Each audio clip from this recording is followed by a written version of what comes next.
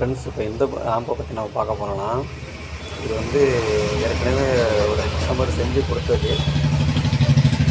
இதில் வந்து அவர் என்ன ஃபஸ்ட்டு என்ன ஐசி போட்டுருந்துச்சுன்னா, அவர் வந்து இந்த சால்கானில் வர 4440 ஐசி போட்டிருந்தது. அதில் ஒரு சைடு வந்து சவுண்டு கம்மியாக இருக்குது, ஒரு சைடு அதிகமாக இருக்குதுன்னு சொல்லி சொன்னார்.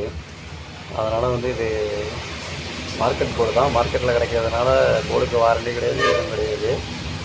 அதனால் அதை வந்து மாற்றவும் மாட்டாங்க, எதுவும் பண்ண மாட்டாங்க. அதனால் நான் என்ன பண்ணியிருக்கேன்னா,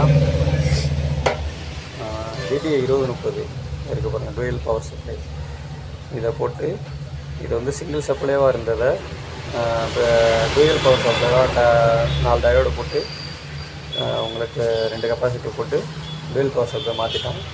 இது வந்து ஏற்கனவே நம்ம போட்டு நம்ம ஐஎஸ்பிடி தான். இது வந்து அவர் கொடுத்த டிரான்ஸ்ஃபார்மரு.